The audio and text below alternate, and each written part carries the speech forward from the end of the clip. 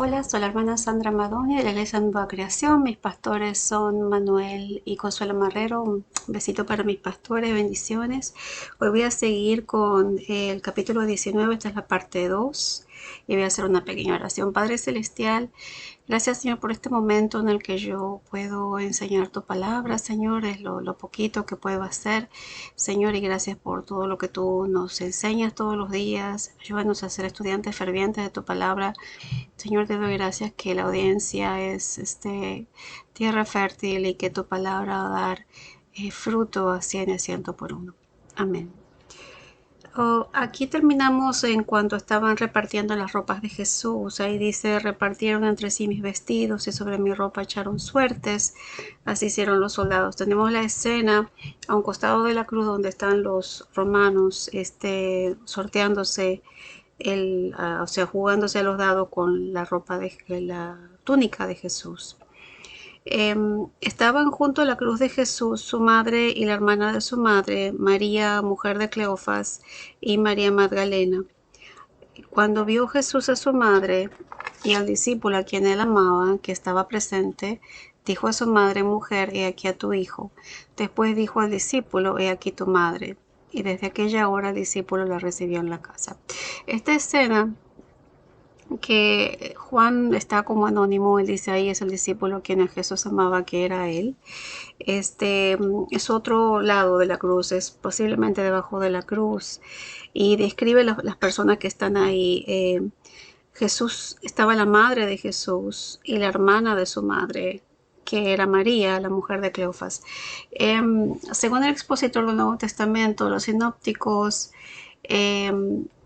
como es, no mencionan a la madre de Jesús. Mateo, Lucas y Marcos no lo menciona. Aquí Juan sí lo hace. En Mateo 25:56, Marcos 15:40 mencionan a María Magdalena, María, madre de Santiago y Salomé. Es otra Salomé, no la anterior, la de Herodes, y Salomé, la madre de Juan. Dos de estas se mencionan en Juan y es natural percibir que la mujer cuyo nombre no se menciona, eh, acá cuando dice María, había una persona aquí, María, mujer de Cleofas, María Magdalena, hay una persona que los sinópticos no mencionan, posiblemente sea Salomé. Eh, por supuesto, Juan siempre se presenta anónimo y nunca da mucha información de su familia por diferentes razones. En Lucas 24:10 se menciona a Joana. Si Salomé era la hermana de María, entonces Jesús y Juan eran primos, y el pedido de Jesús de que Juan cuidara a María tendría sentido porque son familia, ¿verdad? Ahora, yo sé que Jesús tenía hermanos y hermanas. Yo me estaba preguntando, pero ¿por qué será que no le dejó directamente a sus hermanas? Bueno, a sus hermanos y hermanas. Bueno, número uno, de la persecución, los hermanos de Jesús iban a morir. Todos de sus hermanos fueron martirizados. Las mujeres no podían cuidar a los familiares. En esa época las mujeres no trabajaban, siempre dependían de un hombre, un padre, un esposo, a menos que las mujeres trabajaran en el templo, sirviendo en el templo.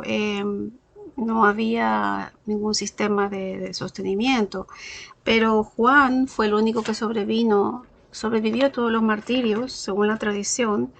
Él murió en su ancianidad, y además supuestamente tenía conexiones y tenía los medios de sostenerla. También hay varias versiones de cómo él cuidó a María, porque él dice ahí que él desde ese día la recibió en su casa. Y después la encontramos a María más tarde en Hechos de los Apóstoles, junto a los apóstoles. Jesús quería darle a lo mejor una vida tranquila a su mamá, eh, como buen varón judío y el mayor de todos, ¿no? Tenía que cuidar a su mamá y quiso darle lo mejor, y Juan tenía esas posibilidades. Um, Bendito sea el Señor. De acuerdo con Mateos 27:56, la María que se menciona es la madre de Jacobo y José. O sea que el nombre María era muy común. El nombre María viene de Miriam o Meraya, que significa sacerdote. O sea que tenía un nombre de cierto prestigio. Miriam era la hermana de Moisés y de ahí viene la tradición. Eh, También pasa lo mismo en Marcos 15:40, Lucas 24:10. La María que se menciona es la madre de Jacobo y José, pero en Mateo 10:3 vemos a Santiago como el hijo de Alfeo, y Cleofas y Alfeo, la derivación del hebreo, son más o menos lo mismo, entonces son derivados del uno del otro. A veces se menciona como Cleofas, a veces se menciona como Alfeo. Eh, Busqué lo de Salomé porque estaba bien confuso. Salomé viene de Shalem o Shalom, que significa pacífica. Es la madre de los apóstoles Santiago y Juan y la esposa de Zebedeo. O sea que aparentemente estaban relacionados con Jesús. Según el expositor Gill, probablemente José habría muerto, por eso Jesús estaba a cargo de su mamá y Jesús le pide que la cuide. Se dice que María vivió con Juan en Jerusalén y allí murió. Otros dicen que murió 12 años después de la resurrección, de los 59 años de edad, y que Juan la sepultó en el jardín de Getsemaní. Otras versiones históricas dicen que él se la llevó para Éfeso, incluso hay ahí algunos edificios donde supuestamente era la casa donde estaba María, pero todo eso es tradición, o sea que todo esto no lo dice la Biblia al 100%. Bendito sea el Señor. Sí. O también Judas murió martirizado, el que escribió la carta de Judas. O sea que Santiago supuestamente era el que estaba en cargo de la iglesia de Jerusalén, el hermano de Jesús, fue martirizado. Según cuenta la tradición, fue apedreado o arrojado del templo, o sea, ajusticiado por los religiosos. Y Judas, el que escribió la carta, también fue martirizado. Vamos a ver aquí del 28 al 29. Después de esto, sabiendo Jesús que ya todo estaba consumado, dijo: para que la escritura se cumpliese, tengo sed. Y había allí una vasija llena de vinagre. Entonces ellos empaparon el vinagre en una esponja y poniendo con el hisopo se le acercaron a la boca. Cuando Jesús hubo tomado el vinagre, dijo: consumado es. Y habiendo inclinado la cabeza, entregó al Espíritu. Esta parte tan pequeñita tiene muchísimo material. Esta se la llama la última agonía, donde él dice tengo sed, que es muy profunda, porque según los sinópticos, hay más detalles. Él pidió agua en otro momento también y le ofrecieron dos tipos de bebida, una con vinagre y la otra era una mezcla con mirra. Otros dicen que le pusieron hiel. Eso era como una medicina que hacían las mujeres piadosas de Jerusalén para los que estaban en la cruz, para que no sientan el dolor, pero Jesús rechaza eso en los otros evangelios. En este solamente toma el vinagre, que es el vino agrio, que era algo que tomaban en ese momento las personas. No era tan fuerte como el otro y no le traía ese efecto narcótico, que seguramente era lo que él quería evitar. Él quería estar consciente de todo lo que estaba pasando, porque él estaba tratando de cumplir la escritura, lo que su papá el cielo le había pedido. Juan, diferente en los sinópticos, no registra la ruptura del velo del templo, la oscuridad repentina, el terremoto, el testimonio del centurión, donde dice verdaderamente este es el Hijo de Dios. Ustedes pueden leer Mateo 27:45 al 56, Marcos 15 del 33 al 39, Lucas 23 del 44 al 49. No registra el Eloí lama sabachthani, que es el Salmo 22, pero sí registra algo que no menciona mucho los otros evangelios, que habla del cumplimiento, porque Jesús sabía que se iba a cumplir, y cada vez que habla de la consumación, cuando usted lee consumado, es telestai, que ahora lo voy a explicar en un ratito, porque tiene un significado muy profundo. En el Salmo 69:21, cuando tuve hambre me dieron veneno, dice la versión más moderna. Cuando tenía sed me dieron vinagre. Ustedes lo pueden buscar, la Reina Valera es un poco diferente, pero en cierto sentido el Señor Jesús le está llamando veneno al narcótico, eso que le querían dar, para que se durmiera, para que no sintiera dolor, pero sí él tomó el vinagre. Mateo 27:34, le dieron vino con hiel después de probarlo y no lo quiso tomar.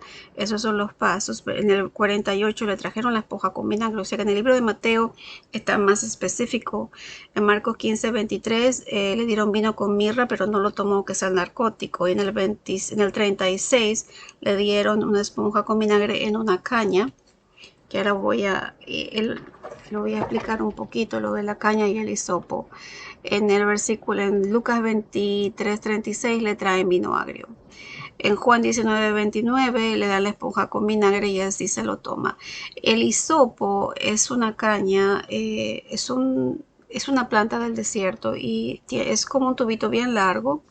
Tiene otras partes que se usaban en los sacrificios, donde se rociaba, se tomaba un poquito de la sangre del animal que había vertido en una copa y el sacerdote iba al arca y en el propiciatorio, o sea, en el mercy seat, en el asiento de gracia, él salpicaba sobre el arca, y eso es muy simbólico porque están participando del sacrificio de Cristo, confirmando que Él es el Cordero Pascual.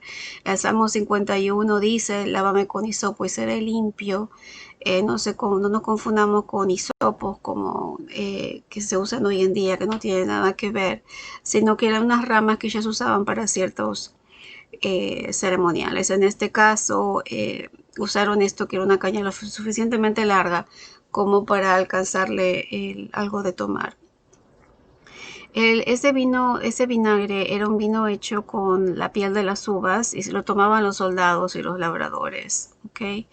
El versículo 30 aquí dice: cuando Jesús hubo tomado el vinagre, dijo: consumado es. Y habiendo inclinado la cabeza, entregó el espíritu. Y esto es interesante porque inclinar la cabeza, la palabra griega es klinos, que significa apoyar la cabeza. Se usa cuando Jesús dijo en Mateo 8:20 que él no tenía donde recostar la cabeza, que el Hijo del Hombre no tenía donde recostar la cabeza. Lo que quiere decir es que él descansó, que como que él no tenía reposo hasta que se terminara la obra que el Padre le había pedido, y él descansó.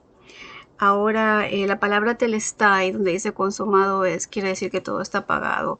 El telestai es un término que se usaba en esa época en contabilidad, donde cuando todo estaba pagado, es como cuando uno va a la tienda y dice paid in full, ya está pago, no hay que pagar más nada, ya está listo, no hay que hacerle más nada, está cerrado el caso. Entonces esa palabra telestai es muy significativa porque implica el sacrificio de Cristo que fue consumado en la cruz por el perdón de los pecados de la humanidad. A través del sacrificio de la cruz nosotros tenemos acceso al Padre. Gracias a Dios por el Señor, por su don inefable. En Lucas y en Mateo 27:50 le entrega el espíritu. En Lucas específicamente dice: Padre, en tus manos encomiendo mi espíritu. En Juan 10:18 él había dicho que él entregaba su vida, nadie se la quitaba. Ahora vamos al costado de Jesús traspasado. Versículos 31-32. Entonces los judíos, por cuanto era la preparación de la Pascua, a fin de que los cuerpos no quedasen en la cruz en el día de reposo, pues aquel día de reposo era de gran solemnidad, rogaron a Pilato que les quebrasen las piernas y fuesen quitados de allí. Vinieron pues los soldados y quebraron las piernas al primero y asimismo al otro, que había sido crucificado con él. Mas cuando llegaron a Jesús, como le vieron ya muerto, no le quebraron las piernas. Bendito sea el Señor. La costumbre era dejar los cuerpos en la cruz en descomposición, pero debido a que tenían que prepararse para el sábado, en Levítico 23, el 7, el 14, el 15, habla de la preparación del sábado, que no pueden hacer ningún trabajo servil. La costumbre de quebrar las piernas al que está en la cruz se llama crucifragium, que aceleraba la muerte del convicto. El Salmo 22:14, vamos a ir a eso en un ratito, a la lanza. 33:74, o sea, todos estaban muertos, pero vieron los otros no estaban muertos, pero Jesús sí. En el 34 dice: pero uno de los soldados le abrió el costado con una lanza y al instante salió sangre y agua. Y el que lo vio da testimonio, o sea, Juan dice, y su testimonio es verdadero, y él sabe que dice la verdad, para que también vosotros creáis. O sea, que Juan es testigo directo de lo que pasó. El Salmo 22:14 en la profecía mesánica dice: mi corazón se deshace como agua dentro de mí. Si ustedes leen el Salmo de la Cruz, que es el Salmo 22:14, está bien clarito. Porque estas cosas sucedieron para que se cumpliese la escritura, no será quebrado hueso suyo. También otra escritura dice: mirarán al que traspasaron. Todo esto ya estaba escrito en las profecías de cientos y años anterior. El testimonio de Juan en el Salmo 34:20 dice: ningún hueso será quebrantado. En Zacarías 12:10 dice: mirarán al que traspasaron. Todo eso ya estaba predicho por los profetas, de que el Mesías iba a sufrir de esa manera. Ahora vamos a la parte donde coincide con los sinópticos, donde dice Jesús es sepultado, que está en el libro de Mateo, Marcos y Lucas, en diferentes lugares, pero si ustedes buscan las coordenadas están ahí, las concordancias, perdón. Mateo 27, del 57 al 61, Marcos 15, del 42 al 47, Lucas 23, 50 al 56. Después de todo esto, José de Arimatea, que era discípulo de Jesús, vino secretamente por miedo a los judíos, o sea, los líderes religiosos. Rogó a Pilato que le permitiese llevarse el cuerpo de Jesús, y Pilato se lo concedió. Entonces vino y se llevó el cuerpo de Jesús. También Nicodemo, el versículo 39, que antes había visitado a Jesús de noche, vino trayendo un compuesto de mirra y de aloes de 100 libras. Bueno, según dicen los comentaristas, es bien probable que fuesen los soldados los que sacaban el cuerpo porque estaban esperando que los otros dos murieran. El cuerpo de Jesús ya estaba disponible para quitarlo. José de Arimatea es mencionado como en Mateo 27:57 como discípulo de Jesús, así en secreto. Marcos 15:43 como él fue, dice ahí que él fue con valentía y le pidió el cuerpo a Pilato, y era uno de esos hombres que esperaba el reino. Lucas 23:50 lo describe como un hombre justo, como eran Simón y Ana en el templo cuando Jesús era un bebé, y él era miembro del concilio del Sanedrín. O sea, para aquellos que dicen que Jesús no estaba muerto cuando lo sacaron, los romanos no podían quitar un cuerpo si no había fallecido la persona. Y la lanza al costado, médicamente lo que ocurrió fue como la persona que muere en la cruz muere de un paro respiratorio, porque al estar con las manos extendidas le cuesta respirar y tiene que apoyarse en la parte de abajo para poder respirar, y poquito a poco lleva quedando menos aire, y a veces podía durar como unas 9 horas más o menos en la cruz tratando de respirar. Pero acuérdense que Jesús había sido azotado tremendamente, que su piel estaba en carne viva, él no tenía la fortaleza que los otros tenían, porque los otros no sufrieron tanto, porque con lo de él fue con saña. Y él, al haber paro respiratorio, se llenan los pulmones de agua y el corazón de agua. Entonces, cuando traspasaron el costado, cayó sangre y agua, y también tiene un valor simbólico para el Cordero Pascual, porque el lavamiento es por sangre y por agua. Ahora aquí dice el versículo 40, tomaron pues el cuerpo de Jesús y le envolvieron en lienzos en especias aromáticas, según es costumbre sepultar entre los judíos. Ahora viene Nicodemo. Nicodemo trae especias, bastante cantidad, lo que significa que era un hombre de buenos medios económicos. Se indica que él era rico y tenía su devoción a Cristo, y le quisieron dar al Señor una sepultura de rey. Segunda de Crónicas 16:4 describe como un rey que hasta incluso perfumaban la tumba. La ponían, la sepultura en una cueva, en una piedra, es para los ricos. A los pobres los sepultaban en otros lugares, una cueva por ahí lejos, lejos de todo, o era una fosa común, o era en la tierra. Y las familias con dinero tenían ya su lugar para su familia. O sea que, por ejemplo, en la tumba donde pusieron a Jesús había lugares para varias personas. Y esa tumba donde le pusieron al Señor nunca había sido usada, y era de José de Arimatea. Ok.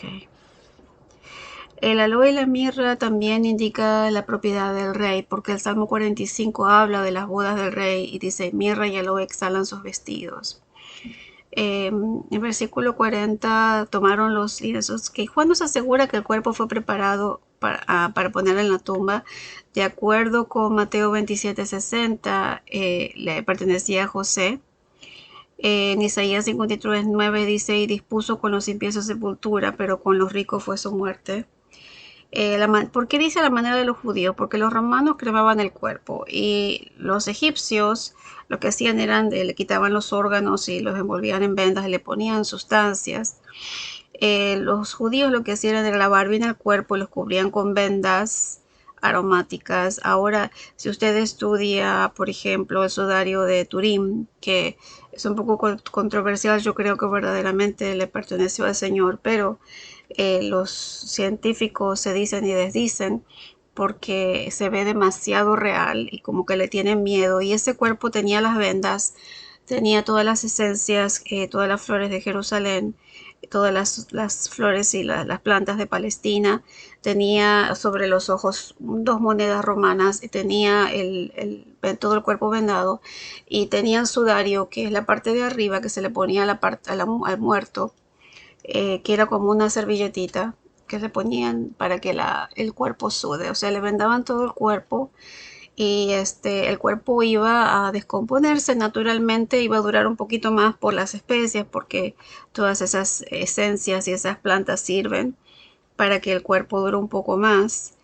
Y eso es una explicación un poquito más vívida de lo que era la sepultura en esos días, la manera de, de preparar el cuerpo. Y dice aquí, y en el 41, y en el lugar donde había sido crucificado había un huerto, y en el huerto un sepulcro nuevo en el cual aún no había sido puesto ninguno. Allí pues por causa de la preparación de la Pascua de los judíos, y porque aquel sepulcro estaba cerca, pusieron a Jesús. Entonces estaban apurados por el sábado, porque ellos no podían transgredir la ley. Y aquí está el tema del jardín, o sea, el jardín de la agonía, eh, también el jardín del Edén, el jardín de la agonía, el Getsemaní y el jardín de la resurrección. Todo eso es parte del plan de Dios. De José de Arimatea, ya lo dijimos, estaba cerca del Gólgota según los historiadores, y el apuro era por el día sábado. Ellos no querían que los agarre el día sábado porque podían sufrir repercusiones de parte de los líderes judíos.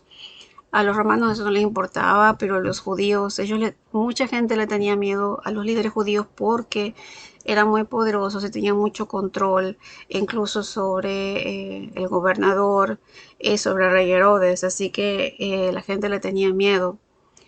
Y estaba en la preparación para la Pascua de los judíos también, ¿verdad? No, era no solamente sábado, sino que venía la Pascua, y aquí vemos que Jesús es el Cordero Pascual. Ellos tenían que prepararlos toda la festividad para la Pascua como ellos la hacían, y no lo iban a poder hacer si estaban cuidando el cuerpo de Jesús.